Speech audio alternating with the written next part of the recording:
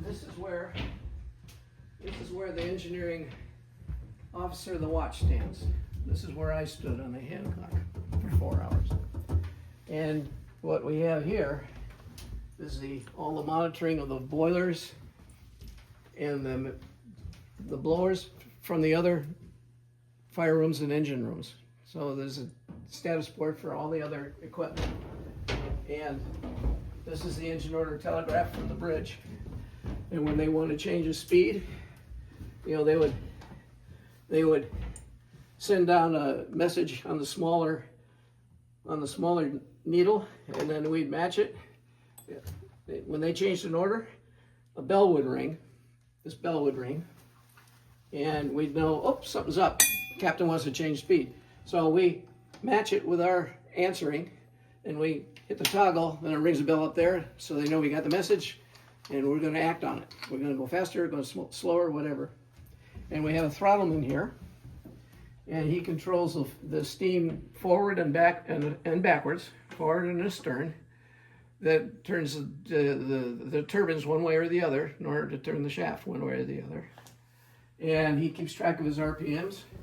If the captain wants a specific RPM on the shaft to coincide with, you know, a particular speed rather than the 5 main ones, because 1/3 is 5 knots, 2/3 is 10, standard is 15, full is 20, and flank is 25.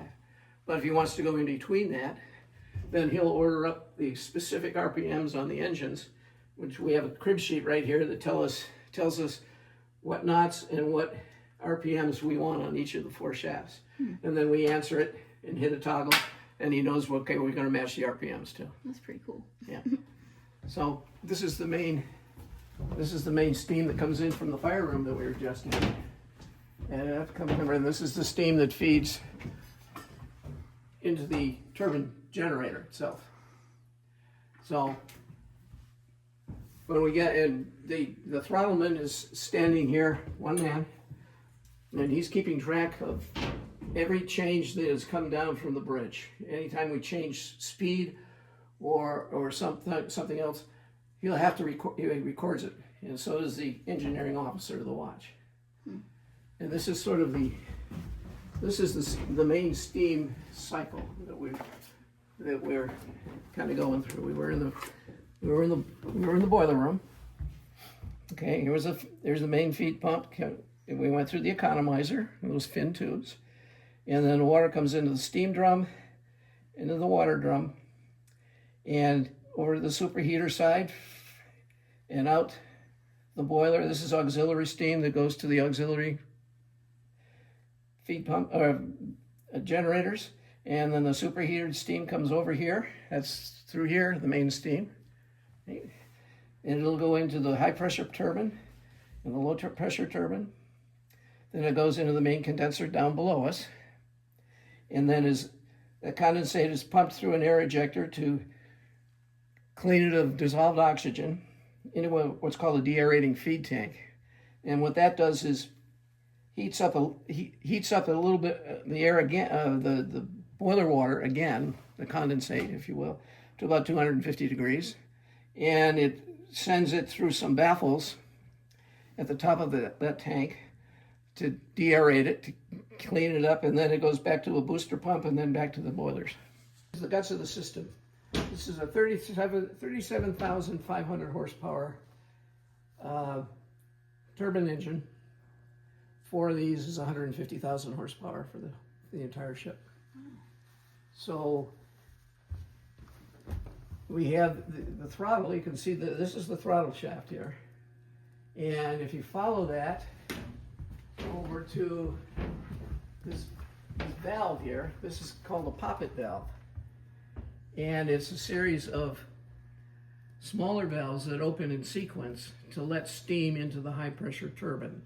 If you do it all at once, you have to do it gradually so that you're gradually warming up the turbine. And you don't want to wire draw if you have one big valve trying to open it, it's not going to work. So it's a series of smaller poppet valves. So the steam comes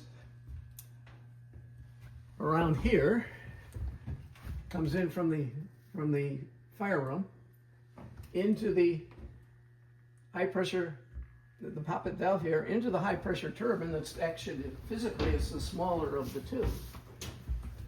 It's the smaller of the two turbines.